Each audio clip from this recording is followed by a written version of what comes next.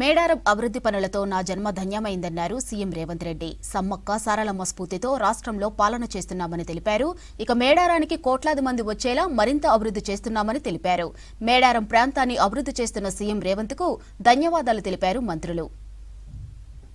ఇద్దరు ఆడబిడ్డల నేతృత్వంలో ఈ జాతరకు అద్భుతమైన ఏర్పాట్లు చేసే అవకాశం దేవుడు నాకు మా సోదరిమణులకు ఇచ్చిండ్రు.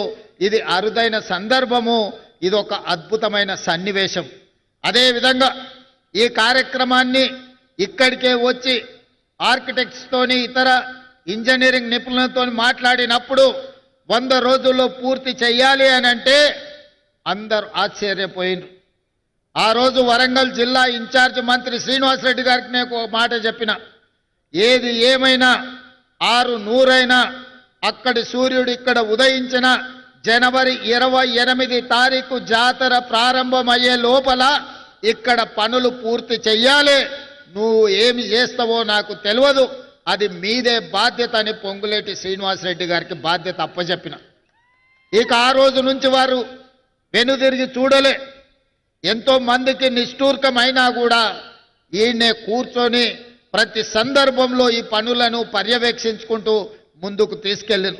వారితో పాటు ఆర్థిక మంత్రి గారు కూడా మిగతా సందర్భాలలో వారు కొంచెము ఖజానాకు గట్టిగా ఇట్లా పిడికిట్లో పట్టుకుంటారు.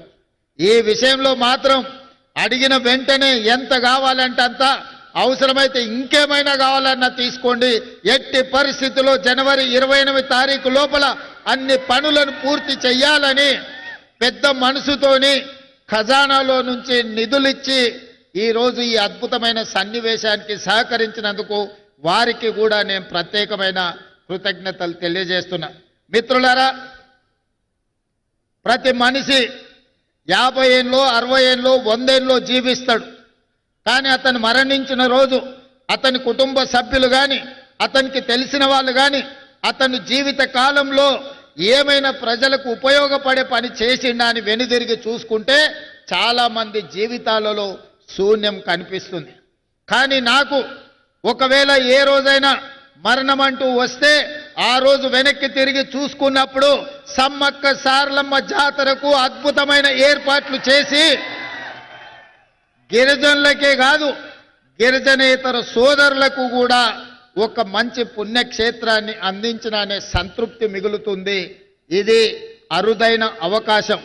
800 సంవత్సరాల చరిత్ర కలిగిన సమ్మక్క సారలమ్మలు కాకతీయులపై పౌరుషాన్ని ప్రదర్శించి కాకతీయుల మీదనే కత్తి దూసిన ఆడబిడ్డలకు గొప్పగా ఈ ఏర్పాట్లు చేయడము నాకు జీవితకాలం గుర్తుండిపోయే సందర్భం. అందుకే ఈనాడు మొత్తం మంత్రివర్గాన్ని రాష్ట్ర ప్రభుత్వాన్ని ఇక్కడికి తీసుకొచ్చి సమ్మక్క సారలమ్మ సన్నిధిలో 2023 ఫిబ్రవరి 6 తారీఖు నాడు ఏ మొక్కైతే మొక్కినమో ఈనాడు ఆ మొక్కును చెల్లించుకున్నాము. ఈ సంతృప్తి జీవితకాలం గుర్తుంటుంది.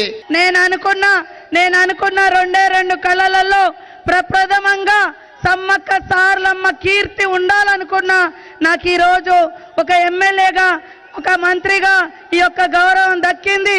ఇది ఏదో ఒక కులానికో ఒక కుటుంబానికో ఒక ప్రాంతానికో కాదు, కోట్లాది మంది భక్తుల యొక్క గుండె చప్పుడుని ఇక్కడ సీఎం రేవంత్ రెడ్డి గారు మరి ఒక భావోద్వేగ బంధంతో మరి అదేవిధంగా భక్తితో బాధ్యతతో వారి ఈ బాధ్యతను నెరవేర్చుకోవడం జరిగింది.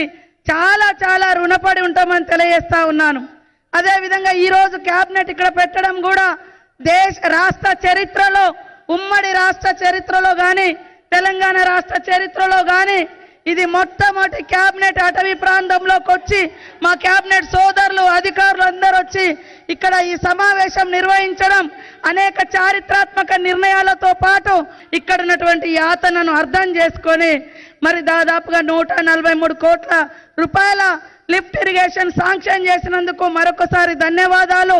800 సంవత్సరాల చరిత్ర కలిగినటువంటి ఈ జాతరను అభివృద్ధి చేయాలనే ఆలోచన మరి ఏ ముఖ్యమంత్రికి కూడా రాలేదు.